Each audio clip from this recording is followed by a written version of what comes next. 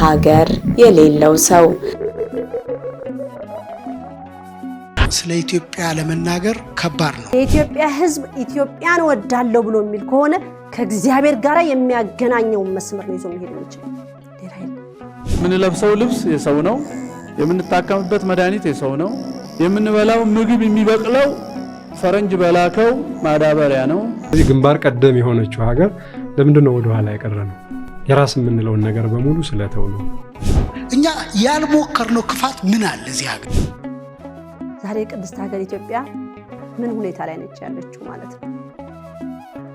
በነማንስ እጅ ላይ ነች ያለችው? ኢትዮጵያውያንን ማስተዳደር ቀላል ነገር አይደለም ይላሉ ንውረድ የሚያስከብረው ለኢየሱስ።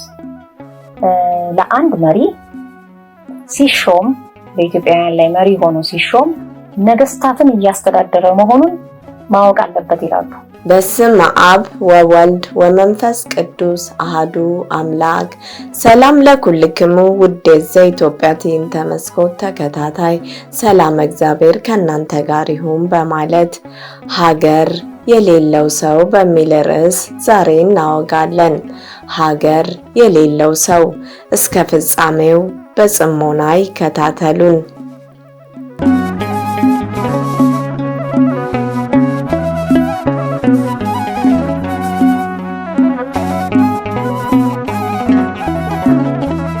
የኢትዮጵያ ታሪክ ጥልቅ ምስጢር ነው። ኢትዮጵያ የክርስትና እምነትና ባህል ያላት ጥንታዊ ሀገር ስትሆን አስገራሚ ታሪክ፣ ድንቅ ስልጣኔዋ፣ ባህልና ሃይማኖታዊ የሆነው ሕዝቧ አኗኗር ልዩ ያደርጋታል። በኦሪት ዘፍጥረት እንደተጻፈው የሁለተኛው ወንዝ ስም ጊዮን ነው፣ እርሱም የኢትዮጵያ ምድር ሁሉ ይከባል ይላል። ኢትዮጵያ እጆቿን ወደ እግዚአብሔር ትዘረጋለች የተባለላት ድንቅ ሀገር ዛሬ የት ነው ያለችው? ሀገር የሌለው ሰው። ከ66 ዓመተ ምህረት ወዲህ በኢትዮጵያ መንግስትም የለ ቤተክርስቲያንም የለችም። የኢትዮጵያ ቤተክርስቲያን የለችም። የኢትዮጵያ ቤተክርስቲያንማ ብትኖር ኖሮ እዚህ ሁሉ አይደረስም ነበረ። እንኳን ቤተክርስቲያን በኢትዮጵያ ሃይማኖትም የለ ማለት ይቻላል። ቢኖርማ ኖሮ እውነቱን እውነት ውሸቱን ውሸት ማለት ነበር እንጂ በየጊዜው ሐሳብን መለዋወጥ አልነበረም። ሃይማኖት እውነት ነው። ባለፉት 50 ዓመታት የኢትዮጵያን ፖለቲካ ያየነው እንደሆነ ኢትዮጵያ ውስጥ ያልሞከርነው ነገር፣ በተለይ ክፉ የሆነ ነገር ያልሞከርነው ነገር የለም። ሰይጣን በምድር ካስተማረው ክፉ ስራ ያልሞከርነው ምን አለ? ሁሉንም አድርገናል። አሁን እንግዲህ ልብ በሉ፣ እንደ ሰው ከእንግዲህ በኋላ የሚቀረን በጎ ስራ ብቻ ነው። የአንድ ሀገር ታሪክ እንደ ሀገር መቀጠል ነበር ያለበት። የኛ ነገር ግን አዳዲስ በሚነሳው ሁሉ አዳዲስ ውሸት ተገልብጦ እየተጻፈ ይኸው ከማንወጣው ጉድ ውስጥ ገባን። ታሪክ የአንድ ሀገር መነሻ ትንታኔ ነው። መነሻ ሳይኖር መድረሻ የለምና አፍርሶ መገንባት፣ ንዶ መከመር የማይሰለቸው ስርዓት ተገንብቶ በገዛ እጅ ራስን ማፍረስ ሆኗል የኢትዮጵያ ነገር። ስለ ሀገራችን ታሪክ በደንብ እንዳናውቅ ተደርጎ ነው ትምህርቱ የተቀረጸልን። መተሳሰባችን እና መዋደዳችን በእርግጥ ልዩነታችን እንዲበዛ ተደርጎ በተሳሳተ የታሪክ ትርክት ከፋፍለውናል። ፍቅርና አንድነታችንንም አሳጥተውናል። እግዚአብሔር ልቦና ይስጠን። በአፍሪካ በሙሉ ኢትዮጵያ ነበረች። አፍሪካ የሆነችው በሂደት በዚህ መልክ ሰቨርትድ የሆነ በኮሎናይዜሽን በምናምን ነው እንጂ የኢትዮጵያ ፓርት ነበር። ይሄ በሙሉ ኢንዲያን ኦሽን የሚባል አልነበረም፣ ኢትዮጵያ ኦሽን ነበረ ብሎ እንዴት የዘጠነኛ ክፍል ጂኦግራፊ መምሪያ አልነገረኝም? እውነቱ ተወግዷል አይደል? የካሪኩለም ሰው እንደመሆኔ ካሪኩለም ውስጥ መግባት ያለባቸው ነገሮች እውነቶች መሆን አለባቸው ብዬ አምናለሁ። ምክንያቱም ብዙዎቹ ውሸት ናቸው። እውቀት የመሰለን ስልጣኔ የመሰለን ከሌላ ሀገር ሲመጣ መቀበል ስለሆነ የራሳችን እውቀት አጎልብተን የራሳችን ችግር ከመፍታት ይልቅ ሙሉ በሙሉ ከሌላው ቦታ ላይ ሲመጣ ልክ ነው ብሎ መቀበል። በራሳችን እውቀት አንድን ችግር መፍታት ብንችል እንኳን ያ አንድ የሀገር ሀብት ነው ብዬ ነው የማስበው። እስካሁን የተማርናቸው ያወቅናቸው ነገሮች በሙሉ የኛ ናቸው። እንደ ሀገር ይሄ እውቀት የኢትዮጵያ ነው ብለን የምንኮራበት ነው። አሁን በገዳም የምንቀርጸው መስቀል እንኳን ትተን ከቻይና ነው። የቤተ መቅደሳችን መጋረጃ ከየት ነው? ከሌላ ሀገር ነው። ንዋየ ቅድሳቱ ወይኑ፣ ዘቢቡ፣ ዕጣኑ ከሌላ ሀገር ነው። ዕጣናችን እየደረቀ ነው ታውቃላችሁ። ከተከዜ እስከ ሁመራ ያለው እየጠፋ ነው። ምርምር እንሰራለን ብለው እንዴት እንደሚጠፋ ይሰራሉ። ዛፍ የሚያጠፋ ምርምር ይሰራል። የውጭ ሀገር ተመራማሪዎች ነን የሚሉና በእርዳታ ስም ወደ ሀገር እየገቡ የሀገሪቱን ጥንታዊ መዛግብቶችን እየመረመሩ ለመሰወር የሚወስዱት የሚዘርፉት የውጭ ሀገር ዜጎች ሲሆኑ የሀገራችን መንፈሳዊ ሰነዶች ከሀገራችን ወስደው የሀገሪቱን መንፈሳዊ እሴት በማጥፋት የሀገራቸውን ርኩሰታዊ ሰይጣን አስተሳሰብና ባህል ለትውልዳችን ለመስጠት ነው። በአሁን ሰዓትም ተሳክቶላቸዋል። እጅግ ያሳዝናል። እግዚአብሔር አምላክ ይማረን። የሚያጠኑን ነጮች፣ የምንጠናው እኛ።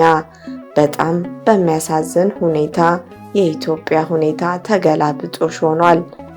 የኢትዮጵያ ድንቅ ታሪክ በትምህርት እንዳይሰጥ ተደርጎ ምንም ኢትዮጵያዊነት እንዳይኖረን ተደርገን የምዕራባውያንን መጽሐፍ ድርድር ስንሆን ማስትሬት ይሰጡናል። የኢትዮጵያዊነት ዕውቀት በገዛ ሀገሩ ስደተኛ እንዲሆን ተፈርዶበታል። ተረት እስኪመስለን ድረስ ተዘንግቷል።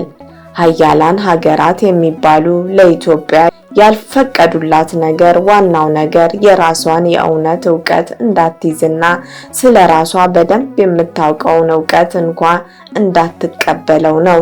ኢትዮጵያ ማለት እጅና እግሯ ለራሷ አልታዘዝ ያላት ሴት ማለት ነች። የራሳችን ፍልስፍና ላይ የተመሰረተ መንግስት ነበረን። አሁን ደግሞ ከውጭ የሚላክ አማካሪ የሚመራው መንግስት ይኖረናል። ንጉስ የሚገድል ጳጳስ የሚሰቅል ኮሚኒስት ተማሪ እናፈራለን። ሐሳባችንም ጥገኛ፣ ምግባችን ጥገኛ፣ መድኃኒታችን ጥገኛ፣ ልብሳችን ጥገኛ፣ ሀገር የምንከላከልበት መሳሪያ የሰው ያልሆነ ምንም የሌለን ሐሳብ እንኳን የራሳችን የሌለን የሆነው ከትልቁ ማንነታችን ከካም ጀምረን ይዘን መተን እስከ ፍጹሙ የክርስቶስ ወንጌል ድረስ እሱን ህይወት አድርገን በሱ መንግስት መስርተን በሱ ማህበረሰብ መስርተን ራሳችንን ችለን ከኖርንበት ዘመን በሁለንተናዩ ጥገኛ ወደ ሆንበት ዘመን ያወረደን ምንድን? ዕውቀታችን፣ ትምህርታችን፣ ባህላችን መንግስት አይሰራም፣ ትምህርት አይቀርጽም፣ ማህበረሰብ አይገነባም፣ ዳኝነት አይሰጥም። የኛ ትምህርት ተወግዶ የፈረንጅ ነው እየሰራ ያለ። ሌሎች ሀገራት እንደ ልባቸው ያዞሯታል። ከማየት ውጪ በገዛ አካሏ አጠቃቀም ላይ ስልጣን የላትም። እግዚአብሔር አሁንም ይማረን። ከአባቶች የተረከብናት ኢትዮጵያ አቢሲኒያ የሚያስቀጥል ጠፍቶ ግራ የተጋባ ጊዜ ላይ ነን። ዛሬ ኢትዮጵያ መልሕቅ አጥታ ከዛ ወደዛ እየተንከባለለች ትገኛለች። እናድጋለን ተብለን የምናድግበት የእድገት መንገድ ሰው አውሬ ሆነ፣ ነፍሰ ገዳይ ሆነ፣ ቀማኛ ሆነ፣ ትውልዱ ተበርዟል። ታዲያ ይህ ነው ለኢትዮጵያ እድገት? መንፈሳዊ ኃይላችን ተገፎ እንደ ካሮት ወደ ታች ማደግ ነው ዘመናዊነት? መቼ ነው ትውልድ የሚነቃው? ከእግዚአብሔር ክብርና በረከት መራቅ ነው እድገቱ? የኢትዮጵያ ሕዝብ ሀገር እያለው ሀገር እንዲያጣ የሆነ ሕዝብ ነው። ግን ለምን? ሀገር እያለን ሀገር የለንም። ብዙ የተፈጥሮ ጥበቦችና ሀብቶች ሁሉ እያሉን ያንን የምናይበት የስልጣን መነጽር በሌሎች በባዕዳን ክፉ መንፈስ ጫና አዚም እያደረጉ ኢትዮጵያውያንን አደንዝዘዋቸዋል። የነጭ ዓለም አዚም ለትምህርት ብለው ይዘው ይመጣሉ። ከዚያ በኋላ ሀገራዊ ፍቅር አጥተው ባላቸው ትልቅነት ውስጥ ባለመርካዝ ይጠመዳሉ። ለሀገርና ለሕዝቡ ማሰቡን ይተውታል። ምክንያቱም ማስተዋላቸው ተነጥቀው የነጭ መጽሐፍ መደርደሪያ ሆነዋልና ነው። የተማረው ሰው ተወስዶብናል፣ ተከበናል። ሮቦት ነው የከበበን። እግዚአብሔር ፈጥሮት የሰው እጅ ስራ የሆነ ሰው ነው። ሊቅ ሆኖ ፖለቲከኛ ነው፣ ፕሮፌሰር ነው፣ ዶክተር ነው፣ ከንቲባ ነው፣ ጄኔራል ነው፣ ሁሉ ነገር ነው። ጸሐፊ ነው፣ አርቲስት ነው። ግን ሮቦት ነው። ሰውነቱን ጥሎታል። በእግዚአብሔር አምሳል ተፈጥሮ በፈረንጅ አምሳል የሚሰራ ኢትዮጵያዊ ነው ያገኘ ነው። ትምህርት ቤቱ ላይ እግዚአብሔር አይመለከተውም ተብሎ አሁን ትውልድ ተበላሸ ኡኡ ቢሉ የጠፋ ትውልድ እንዴት እንመልሰው? ስነ ምግባር የለም፣ መንፈሳዊ ተስፋ የለም። አገር የሌለው ሰው፣ ባህል የሌለው ሰው፣ እምነት የሌለው ሰው እንዲሁ እንደዳከረ፣ ግራ እንደተጋባ፣ በሰይጣን እንደተሰቃየ ይኖራል። ሀገር የሌለው ሰው የጥንት አባቶች ሀገርን የጠበቁልን በእምነት መነጽርና ሀገርን በበረከት ጠብቀው ከጥላት ጠብቀው የሄዱበትን ጉልበት በእምነት እንጂ በፖለቲካ አልነበረም፣ በአህዛብ ፍልስፍናም አልነበረም። ስለዚህ የተሰጠንን በረከትና ጸጋ ወደ ጎን ትተን ይሄው ዝም ብለን ወድቀን አምልኮትን አንጠብቅም ስንል ሀገር አልባ ሰው ነው የምንሆነው። አምልኮትን አልጠበቅንም፣ ስርዓትን አልጠበቅንም፣ የኢትዮጵያን ታሪክና ባህል አልጠበቅንም። እነሆ አገር የሌለው ሰው ሆነናል። በእኔ ውስጥ ያለች ኢትዮጵያ ሰላም ናት፣ ሙሉ ናት። አሁንም ወደፊትም ስለ ሀገሬ ዝም አልልም። ከሰማይ አባቴ እየጠየቅኩ ይሄን አልኩ፣ ይሄን በይ፣ ይሄንን ንገሪው ለህዝቡ። ከሰማ ይስማ፣ ካልሰማ ተይው። እንግዲህ ከፈርዖን ጋራ ተነስተው ሲወጡ 40 ቀን የተባለው 40 ዓመት ሆነ ማለት ነው። ይልቅ የንግስና ጸጋ ማለት አንድ ሰው ያለው የንግስና ጸጋ ማለት ምንድነው መሰላችሁ? ለምሳሌ በታየው ነገር ላይ ችግር፣ ክፍተት ሊሆን ይችላል። በሚከነክነው ነገር ላይ፣ በሀገሩም ጉዳይ ላይ፣ በሰፈሩም ጉዳይ ላይ፣ በቤተሰቡም ጉዳይ ላይ፣ በቤተክርስቲያኑም ጉዳይ ላይ የታየውን ነገር ለማድረግ በመሰለኝና በደሳለኝ ሳይሆን በተጠና መልኩ ራሱን ለዚያ አሳልፎ ሰጥቶ ከእግዚአብሔር እየጠየቀ የንጉስ ልጅ ስለሆነ ከእግዚአብሔር መሄድ ያለበትን መንገድ እየጠየቀ መፍትሄ ያመጣል ብሎ ያመነበትን ነገር የማድረግ ማንንም ያለ መጠበቅ ባመነበት የመኖር ጌታውን የመከተል መብት አለው ማለት ነው። የሚገርማችሁ ይህንን የተሻለ እየሰሩበት ያሉት አሁንም ምዕራባውያን ናቸው። የኢትዮጵያ ሕዝብ መንበርከክ ነው፣ አምላክን መለመን ነው።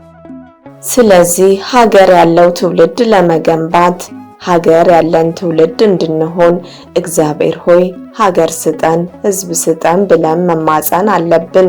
እኛም በሀገር እንድንኖር የሀገራችን ሀብት ባለቤቶች እንድንሆን በሁሉም ዘርፍ በመንፈሳዊም በዓለማዊም አንድ የምንሆንበትን፣ የምንጸልይበትን፣ የምናመሰግንበትን፣ በስነ ምግባር የምንቀደስበትን የአምልኮ ኃይል ጥበብ ወደ ራሳችን መመለስ አለብን። በአሕዛብ ፊት የምንገልጠውን ኃይል እንዲሰጠን እግዚአብሔርን መማፀን አለብን።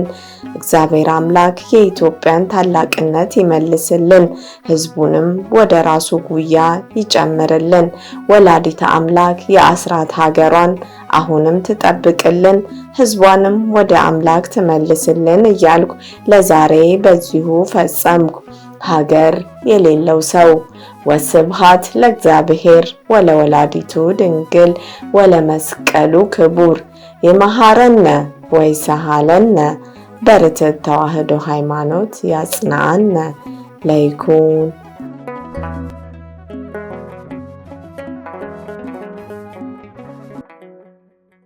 ዘኢትዮጵያ